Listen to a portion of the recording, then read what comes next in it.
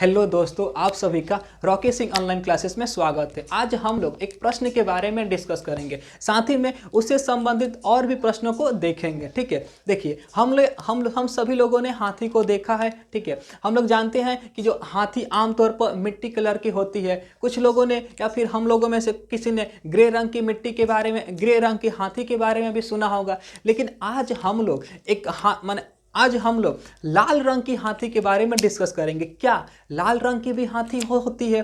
क्या इस धरती पर कहीं ना कहीं लाल रंग की भी हाथी पाई जाती है? चलिए, तो जी हाँ, इस धरती पर लाल रंग की भी हाथी पाई जाती है, देखने को मिलती है। तो आखिर कहाँ? तो देखिए, अफ्रीका महाद्वीप का एक छोटा सा देश है जिसका नाम है केनिया। इस देश का एक नेशनल पार्क है, राष्ट्रीय उद्यान है, जिसका क्या नाम है? साओ। तो अफ्रीका महाद्वीप के केनिया देश का एक नेशनल पार्क है, साओ नेशनल पार्क है, और यहाँ पर बहुत अधिक संख्या में लाल रंग की हाथी देखी जा सकती है।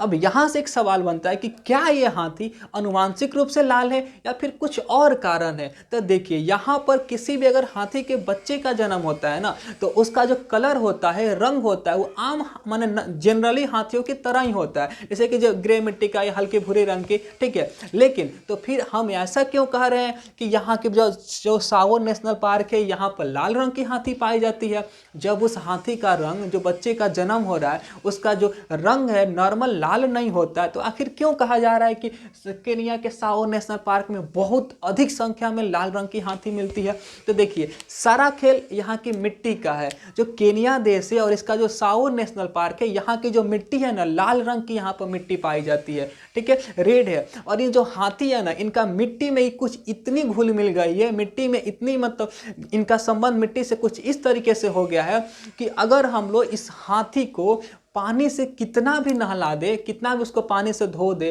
फिर भी वो जो लाल रंग है ना, लाल रंग की मिट्टी, वो इनके शरीर से नहीं खत्म होता है। ऐसा समझिए कि ऐसा लगता है कि इन पर लाल रंग का पेंट कर दिया गया है। ठीक है, माने मिट्टी का इनके हाथियों के स्किन के साथ एक इस तरह का कॉम्बिनेशन बन गया है कि वो कभी माने उसको पानी से कितना भी धो दिया जाए, लेकिन वो खत्म नहीं हो पाता है। इसीलिए इनका जो रंग हो जाता है ना, स्किन का, लाल हो जाता है। और इसीलिए कहा जाता है कि केनिया देश में लाल रंग की हाथी पाई जाती है। वास्तव में यहाँ पर हाथी के अगर किसी भी बच्चे का जन्म होगा तो उसका रंग लाल नहीं होगा, बल्कि उसका रंग जनरली हाथियों की तरह ही होता है। लेकिन मिट्टी के कारण क्या होता है, यहाँ की जो हाथियाँ होती है वो लाल रंग की, उनकी जो त्वचा होती है वो लाल रंग की हो जाती है। तो चलिए, अब हम लोग इसी हाथी से संबंधित कुछ और भी प्रश्नों को डिस्कस कर लेते हैं।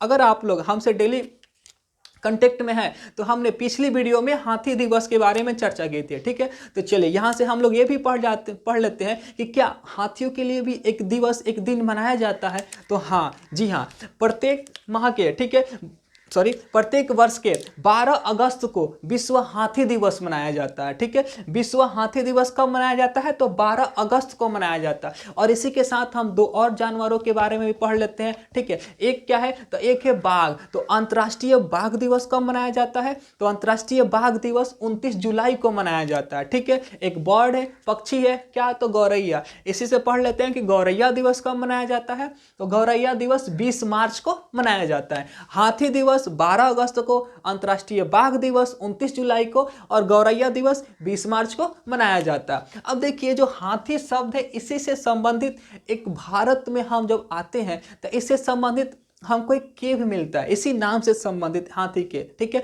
जिसका नाम क्या है? एलिफेंटा। ठीक है, एलिफेंटा की गुफाएं।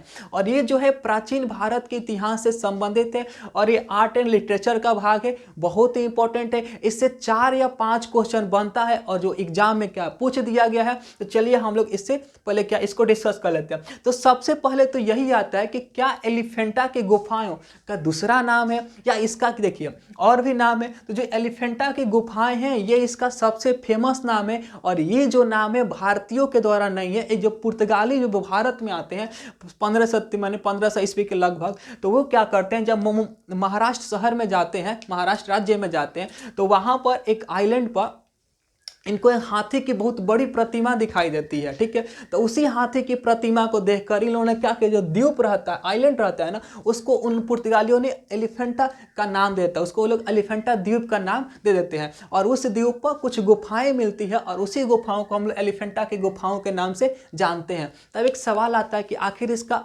पुर्तगालियों से पहले क्या नाम था, इसका माने प्राचीन नाम क्या था। तो इसका प्राचीन नाम रहता है घारापुरी, ठीक है। एलिफेंटा की गुफाओं को प्राचीन समय में घारापुरी के नाम से जाना जाता था। अब देखिए इसके बाद जो सबसे इंपॉर्टेंट सवाल बनता है वो क्या है कि एलिफेंटा की गुफाएं, एलिफेंटा केव भारत के किस राज्य में है, ठीक है। तो ये भारत के महाराष्ट्र राज्य में है। किस राज्य में है, तो भारत के महाराष्ट्र राज्य में है। अब चलिए भारत के महाराष्ट्र राज्य में गुफाएं हैं, तो इसका कोई ना कोई निर्माण करवे करेगा। तो अगला सवाल बनता है कि इन गुफाओं का निर्माण किस वंश के राजाओं ने किया था, कौन से वंश के शासकों ने किया था। तो ये एक दक्षिण भारत के शासक रहते हैं, वंश रहता है जिसका नाम रहता है राष्ट्रकूट। कौन सा, राष्ट्रकूट। तो राष्ट्रकूट वंश के राजाओं ने ही एलिफेंटा केव की निर्माण किया था। ओके, अब इसके बाद सवाल बनता है कि आखिर जो गुफाएं हैं उसमें आखिर नंबर कितनी है इन गुफाओं की, इनकी संख्या कितनी है। तो जो एलिफेंटा केव है इसमें 7 गुफाएं हैं। कितनी, 7 गुफाएं हैं, ठीक है। अब देखिए जो 7 गुफाएं हैं ना, अब यहां से अगला सवाल क्या बन सकता है कि ये गुफाएं हैं तो किसी ना किसी देवता को या फिर किसी ना किसी भगवान को समर्पित होगी, उनमें उनकी क्या मूर्ति होगी, प्रतिमा होगी, चित्रकारी होगी, ठीक है। तो आखिर जो एलिफेंटा की गुफाएं हैं ये किस धर्म से संबंधित है गुफाएं। देखिए 7 गुफाएं हैं, 7 गुफाएं में से जो 5 गुफाएं हैं वो हिंदू धर्म से संबंधित है और जो 2 गुफा बच जाती है वो क्या है, तो वो बौद्ध धर्म से संबंधित है। 7 गुफा में से 5 जो है वो हिंदू धर्म से हो गया और जो 2 बच गया वो हो जाता है बौद्ध धर्म से। अब आता है कि हिंदू धर्म में भी तो बहुत सारे देवी देवता है, तो आखिर हिंदू धर्म में ये जो गुफा है 5 ठो किस देवता को समर्पित, इसमें मतलब किस देवता की प्रतिमा सबसे अधिक है, ठीक है। तो एलिफेंटा की गुफाओं में जो भगवान शिव है उनकी जो प्रतिमा स्थापित की गई है, अर्थात ये शैव धर्म से संबंधित है। ओके, जो एलिफेंटा की गुफाएं शैव धर्म से संबंधित है और इसमें क्या है, भगवान शिव की प्रतिमा है। और यहां से एक और बहुत ही इंपॉर्टेंट सवाल बनता है। देखिए ये सवाल क्या है कि आखिर जो गुफा है इसमें बहुत सारे मंदिर है, तो इसमें से सबसे गुफा, इसमें मूर्ति बहुत सारा है, तो इसमें से सबसे फेमस मूर्ति है उसका क्या नाम है, ठीक है। तो इस गुफा की, एलिफेंटा की गुफा की जो सबसे प्रसिद्ध मूर्ति है, ठीक है, उसका नाम है त्रिमूर्ति। मैंने जो भगवान शंकर की 3 सिरों वाली मूर्ति है ना, वही यहाँ पर इसकी क्या है, सबसे फेमस मूर्ति है त्रिमूर्ति, जो किससे संबंधित है, तो भगवान शंकर से संबंधित है। देखिए यहाँ पर हमने 4-5 जो क्वेश्चन डिस्कस किए हैं सभी के सभी किसी ना किसी एग्जाम में पूछे हुए हैं, ठीक है। तो यहाँ पर ये हो जाता है। अब उसके बाद देखिए हमने यहाँ पे एक नाम, एक मैंने वंश का जिक्र किया है जिसका नाम है राष्ट्रकूट वंश, ठीक है। ये दक्षिण भारत के वंश रहते हैं। तो यहाँ से हम लगे हाथ क्या करते हैं, 2-3 और क्वेश्चन पढ़ लेते हैं। आखिर ये जो वंश रहता है इसकी राजधानी कहाँ रहती है, इसकी स्थापना कौन करता है और इस वंश की सबसे बड़ी या सबसे खासियत क्या, देन क्या है, ठीक है, इंडियन हिस्ट्री में। तो आते हैं, देखिए सबसे पहला क्वेश्चन क्या बनता है कि जो राष्ट्रकूट वंश है इसकी स्थापना कौन करता है। तो इसकी स्थापना दंती दुर्ग नाम का एक व्यक्ति रहता है, उसी क्या करता है, इसके इस वंश की शुरुआत करता है, स्थापना करता है। कौन रहता है, तो दंती दुर्ग रहता है। अगला सवाल बनता है क्या कि जो वंश होगा इसका कहीं ना कहीं कैपिटल होगा, राजधानी होगा। तो आखिर इसकी राजधानी कहाँ रहती है, ठीक है। तो इस वंश की जो राजधानी रहती है मान्यखेत, या कहीं कहीं या फिर कभी किसी किसी किताबों में इसी मान्यखेत की जगह पर मयूर सिंधी नाम मिल जाता है, ठीक है। तो आप दोनों पढ़े रहिए, ऑप्शन में जो रहेगा उसके अनुसार टिक मारेंगे, ठीक है। तो देखिए राष्ट्रकूट वंश की राजधानी कहाँ रहती है, मान्यखेत, या फिर इसी को क्या नाम मिलता है, मयूर सिंधी कहा जाता है। और अगला जो सवाल है ना, ये तो कहिए मत कितने एग्जाम में पूछा गया है, एकदम बहुत फेमस सवाल है क्या कि इन जो राष्ट्रकूट वंश के राजा रहते हैं ना, 2 गुफाओं का निर्माण करते हैं जो सबसे फेमस है, ठीक है। 2 गुफाएं कौन है, तो एक तो हमने पढ़ लिया एलिफेंटा केव है और जो दूसरा क्या है, एलोरा। एलोरा की जो गुफाएं हैं ये भी कहाँ, महाराष्ट्र राज्य में ही है। एलोरा की गुफाओं और एलिफेंटा की गुफाओं, दोनों गुफाओं का निर्माण राष्ट्रकूट वंश के राजाओं के द्वारा किया जाता है। अब देखिए यहां से, अब इसमें थोड़ा सा अगर और अंदर डीप में जाता है तो एक सवाल पूछ देता है क्या कि जो एलोरा की गुफाएं हैं, जो एलोरा केव है, उसका निर्माण कौन से राष्ट्रकूट वंश का राजा करता है, शासक कौन रहता है, पर्सनली अगर पूछ देता है। और सवाल पूछा भी है कभी कितने एग्जामों में। तो ये राजा कौन रहता है? तो ये राजा रहता है कृष्ण प्रथम। कृष्ण प्रथम ने ही एलोरा की गुफाओं का निर्माण किया था। ओके, तो देखिए इसमें से हमने जितने भी क्वेश्चन डिस्कस किए हैं सब किसी ना किसी एग्जाम में पूछा हुआ है, सब क्या इंपॉर्टेंट है। ओके, अब हम आते हैं थोड़े से अपने केनिया देश के आसपास। ठीक है, हमने अभी डिस्कस किया था कि जो केनिया का साओ नेशनल पार्क है, यहाँ पर लाल रंग की हाथी पाई जाती है और 12 अगस्त को हाथी दिवस मनाया जाता है, 29 जुलाई को अंतर्राष्ट्रीय बाघ दिवस मनाते हैं और 20 मार्च को गौरैया दिवस मनाते हैं। ठीक है, अब थोड़ा सा हम अपने केनिया देश पर नजर डालते हैं। पहली बात तो जो केनिया देश है अफ्रीका महाद्वीप में पड़ता है और अफ्रीका महाद्वीप से एक सवाल सबसे फेमस बनता है, ठीक है, जो केवल अफ्रीका से ही संबंधित है। क्या कि मैंने अफ्रीका महाद्वीप से जो कर्क रेखा है, मकर रेखा है और जो विषुवत रेखा है, ठीक है, इक्वेटर, ट्रॉपिक ऑफ कैंसर और ट्रॉपिक ऑफ कैप्रिकॉर्न, तीनों जो लाइंस है ना इसी महाद्वीप से होकर गुजरते हैं। ठीक है, माने कर्क रेखा, मकर रेखा और विषुवत रेखा तीनों अफ्रीका महाद्वीप से होकर गुजरता है। ओके, चलिए ये तो हो गया। अब दूसरा सवाल बनता है कि जो केनिया देश है, ठीक है,